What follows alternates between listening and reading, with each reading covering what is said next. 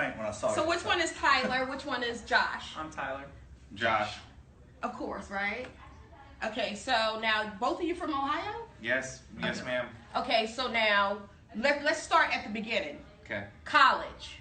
Yeah, what about it? I seriously want to know, because my parents always told me you got to go to college, you got to do something. Now you had this band, right? Yeah. Do you quit college to go on the road, or do you stay in college and get your degree? So I say you can do 2 out of 3 things. Work, school, and music. All that? You can only do 2 of those 3. Okay. Right, so for a while I was trying to do all 3.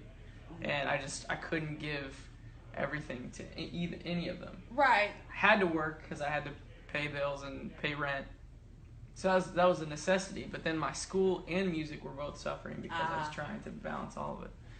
So, I mean, my parents, I was in charge of paying for my own school and doing my own thing. So as soon as high school ended, they were just like... You're on your own. Yeah. So okay, well that's I went to college for 2 years, and then they told me that I had to learn a new language, and I was like, I don't have time for that. A language? know this one. Well, yeah, I didn't know what I wanted to major in, so I was just a communications major, which just means you don't know what you want to be. Exactly. And you figure it out eventually. Around year 2, they say that you have to learn a language, and so I started taking Spanish. I thought I knew Spanish really well. I actually tested into the 2nd level of it, but the first day, you know how the professor always picks one student out to read the syllabus, and you were that kid. I was that kid, and I left that class and got online and dropped out right then. Wow. Smart man. So you weren't going to be a Spanish professor, I get it. No, I mean, I respect Spanish, but I'm just not very good. Not ready to learn. So now let's talk. We are here today.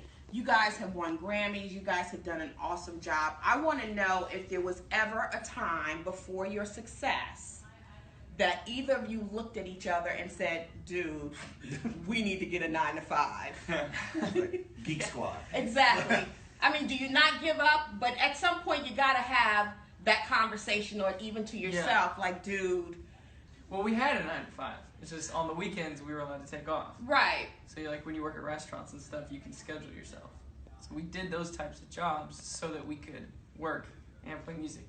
But I get what you're saying. Yeah, I mean, there was one show we played, I forget where it was, but I mean, there's he's like, oh, what I'm talking about? Yeah, I know that show. I know that one show. But yeah, I mean, I remember a particular show, I have no idea where it was, but there was no one there. It's we played in front of, it was 2 people. Well, we played in front of the band that was playing next. Right.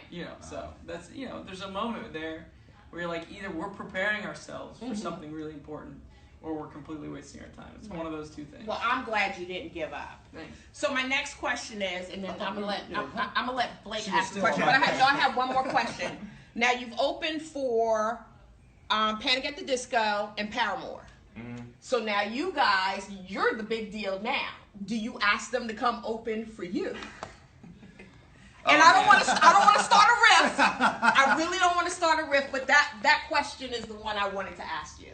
They've become really, really good friends to us, and honestly, they've kind of, they've taught us how to be a headlining band in a lot of ways, from kind of how to treat opening bands, and they were really cool to us. It wasn't I think we always kind of thought it would be kind of us freshmen going in to get stuffed in lockers by the seniors. Right. But they were always very, very cool and They very took nice. you under their wing. Yeah.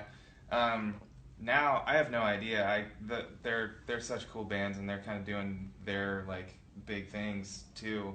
I think selfishly we'd love to tour with them just because they're great friends. Right. But I don't even know what that looks like right now. That looks like a kick-ass show. That's what it looks like to me. It'll be a lot of fun. Exactly. All right. So my question is, every artist, I feel like anybody who has that passion has that moment where they want to give up. And instead of asking who your role models were, musically, who pushed you in your personal life to keep going forward?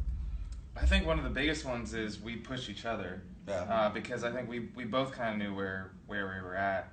And I don't know, I think we would offset each other sometimes too. If he was super bummed about how things were going, then, we'd try to encourage each other.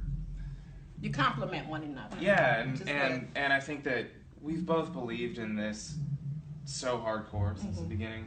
And then as things kind of like started to roll, where there was like other people who would come to shows and make the music theirs, then they started to push us forward. Now, if we're having an off day or something, then those kids who are outside right now, they're the ones who continue to push us. That's awesome. Well, this is 21 Pilots, Josh and Tyler, 2-1. And if you're not here, it's a sold-out concert. They're from Ohio, by the way, so that means they're gonna move to Charleston pretty soon because everybody from Ohio moves here. Thank you guys so much. Thank you. Awesome. Absolutely. Can't wait to see the show tonight. Thank you so much. Thank you.